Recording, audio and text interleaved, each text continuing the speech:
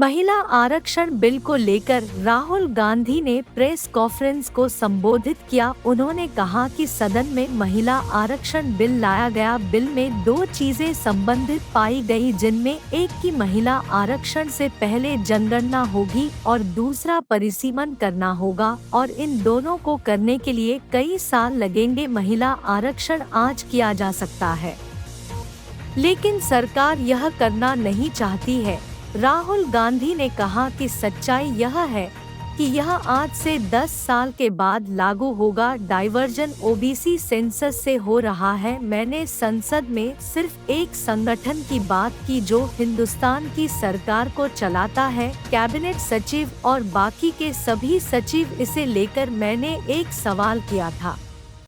उन्होंने कहा कि अगर प्रधानमंत्री इतना काम कर रहे हैं तो 90 लोगों में से सिर्फ 3 लोग ओबीसी समुदाय से क्यों हैं?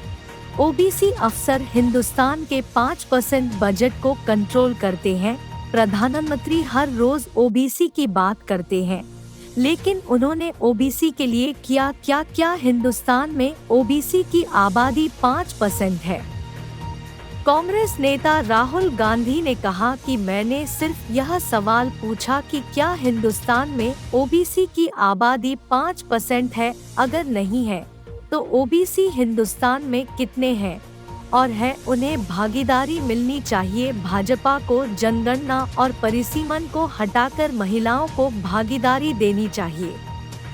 राहुल गांधी ने कहा कि जनगणना का लेकर हमने जो डाटा निकाला था उसे सार्वजनिक कर दे, जिससे सभी को पता चल जाए कि ओबीसी कितने हैं, और नई जनगणना जाति के आधार पर करें।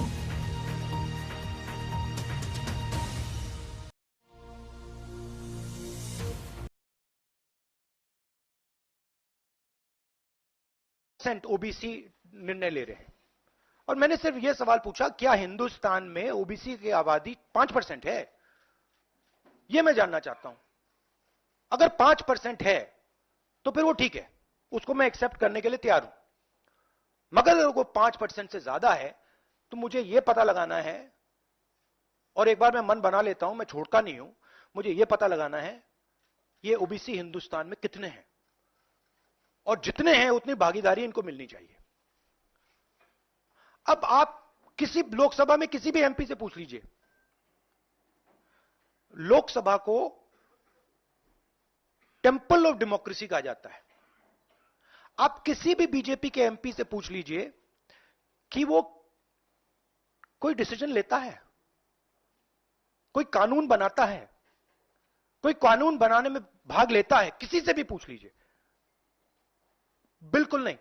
ना कांग्रेस का एमपी इस लोकसभा में, ना बीजेपी का एमपी, ना कोई और इंडिया का एमपी कोई डिसीजन लेता है। मतलब एमपीज को जैसे मंदिर में मूर्ति होती है वैसे मूर्तियां बना रखी हैं, और ओबीसी की वहां पे मूर्तियां भर रखी हैं, मगर पावर बिल्कुल नहीं है। देश को चलाने में कोई भागीदारी नहीं है। यह सवाल मैंने उठाया है कि क्या, और हर ओबीसी युवा को यह समझना है कि क्या आपको इस देश को चलाने में भागीदारी मिलनी चाहिए, हां या ना? अगर मिलनी चाहिए तो क्या आपकी आबादी 5% है, हां या ना? यह सवाल है। और डिस्ट्रैक्शन इस बात से हो रहा है, बीजेपी को ये जो 2 पॉइंट्स हैं, महिला आरक्षण वाले, डिलिमिटेशन और सेंसस, इनको हटा देना चाहिए, और एकदम महिलाओं को जो इज्जत मिलनी चाहिए, जो रिस्पेक्ट मिलनी चाहिए, जो भागीदारी होनी चाहिए, उनको एकदम वो कर दें। और कास्ट सेंसस का जो हमने डेटा निकाला था उसको पब्लिक कर दें, तो सारे हिंदुस्तान के ओबीसी युवाओं को पता लग जाए वो हैं कितने, और नया सेंसस कास्ट बेसिस पे करें।